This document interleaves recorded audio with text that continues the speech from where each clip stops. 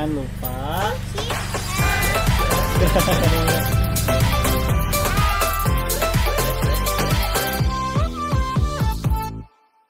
Assalamualaikum teman-teman, apa kabarnya nih? Mudah-mudahan sehat-sehat terus ya.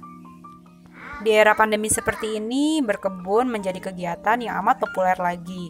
Karena banyak di rumah, sebagian orang mengalihkan hobi dan liburannya untuk mengurus tanaman. Sehingga pasti banyak para pemula nih, termasuk saya sendiri. Salah satu jenis tanaman yang lagi jadi primadona dan banyak diminati adalah aglonema karena bentuk daunnya yang cantik dan coraknya yang menawan. Tanaman ini juga memiliki nilai jual yang tinggi loh. Untuk beberapa jenis harganya bahkan mencapai jutaan rupiah. Bagi pecinta tren dan tanaman, mereka rela loh merogoh kocek yang dalam untuk jenis tanaman ini. Namun bakal sayang banget ya teman-teman kalau kita udah beli mahal-mahal ternyata tanaman kita harus sakit dan mati karena terkena hama. Apalagi musim hujan seperti sekarang nih, cuacanya lembab, sangat disukai oleh berbagai jenis hama, semisal kutu maupun jamur. Nah, kali ini saya mau berbagi pengalaman mengenai cara ampuh untuk membasmi kutu putih atau sering disebut kutu kebul yang terdapat pada tanaman aglonema. Di sini saya akan merekomendasikan bahan dapur alami yang sangat mudah dan murah untuk mendapatkannya. Namun terbukti ampuh sebagai anti kutu atau pestisida alami. Sebelum kita siapkan bahan-bahannya, kita kenalan dulu yuk sama satu hama yang namanya kutu putih ini. Kutu putih yang biasa disebut dengan kutu kebul ini hidup berkoloni dan bergerombol yang biasanya berada di antara batang dan tangkai daun. Dia juga sering bersembunyi di sekat tangkai dan di balik daunnya loh. Dia sangat senang dan berkembang biak dengan sangat cepat sekali ketika udara menjadi lembab. Jika dibiarkan, dia akan menghambat pertumbuhan tanaman karena kerjanya yaitu menghisap sari-sari dalam daun dan batang sehingga daunnya menjadi kekuningan dan batangnya menjadi layu terkulai. Serangannya bisa menular ke daun lain dan yang paling parah bisa menyebabkan tanaman kita mati loh. Untuk mengatasinya, kita hanya membutuhkan sebuah ramuan yang berasal dari 3 macam bahan, yaitu bawang putih, sabun cair deterjen atau Wipol, jadi salah satunya saja, dan air.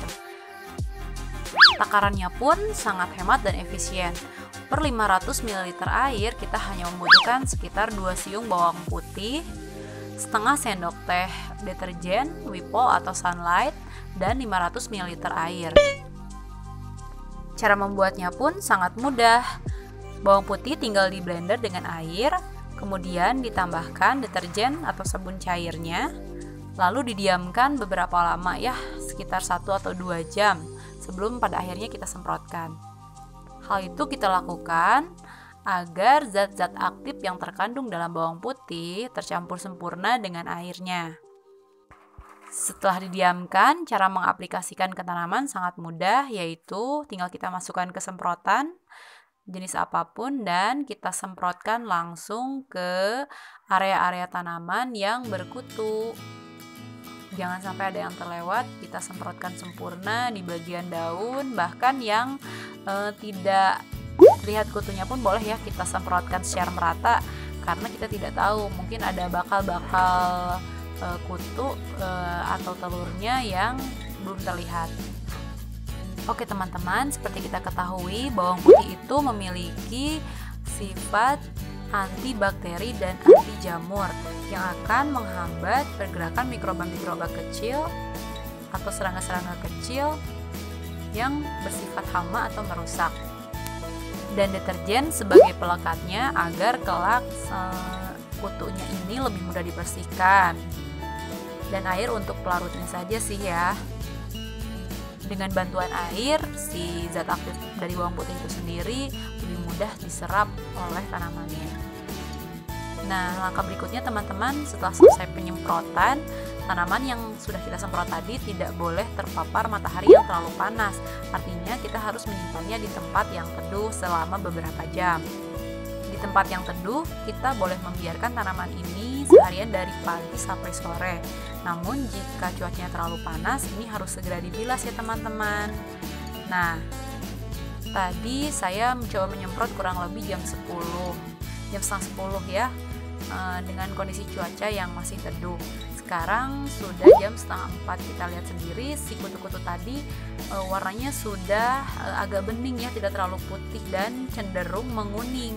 Artinya ada efek gosong di sini, bereaksi antara larutan bawang putih terhadap si kutunya sendiri. Memang tidak bisa dipastikan bahwa kutu ini mati seluruhnya sejak penyemprotan pertama. Oleh karena itu, penggunaan pestisida nabati memerlukan 2-3 siklus sampai hamanya benar-benar hilang. Itulah salah satu kelemahannya mengapa orang lebih memilih menggunakan pestisida kimia, walaupun sebenarnya itu lebih berbahaya ya. Hanya efeknya saja yang lebih cepat, cuma kurang cocok untuk jenis tanaman hias ya.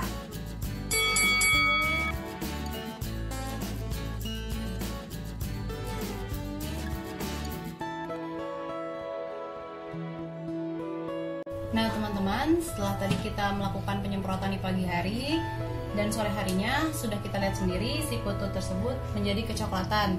Artinya ada efek gosong dari ramuan yang kita semprotkan tadi. Nah, tahap selanjutnya adalah tahap terakhir, yaitu pembilasan menggunakan air bersih biasa aja ya, dan sikat gigi bekas ini boleh, atau sikat apapun.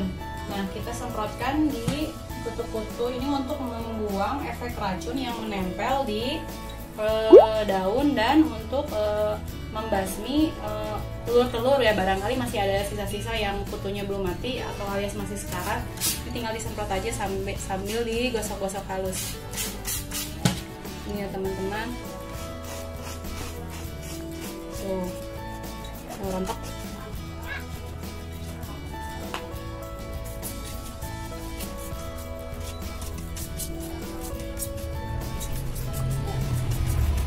Nah teman-teman, kalau kalian melakukan pembasmian hama di pagi hari, untuk pembilasannya bisa dilakukan di sore hari.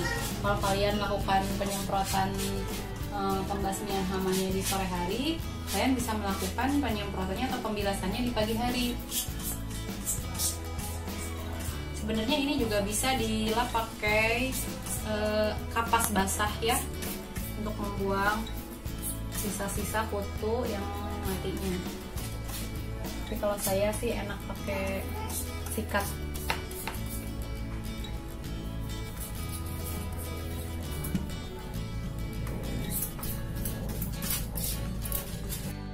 Nah, alhamdulillah teman-teman, sekarang aglonema kita sudah bersih dan segar lagi, tidak ada kutunya. Nah, untuk penyemprotan siklus berikutnya bisa dilakukan seminggu kemudian sebanyak 2 atau 3 kali lagi sampai kutunya benar-benar tidak akan kembali. Nah, metode ini juga bisa dilakukan untuk jenis hama lain seperti jamur dan bisa diaplikasikan ke jenis tanaman hias lain. Selamat mencoba ya teman-teman, semoga tanaman kita sehat selalu. Terima kasih teman-teman telah menyaksikan ulasan kita kali ini. Jangan lupa tekan like dan subscribe, juga tekan bunyi loncengnya untuk mendapatkan berbagai update terbaru mengenai video kita lainnya. Assalamualaikum warahmatullahi wabarakatuh.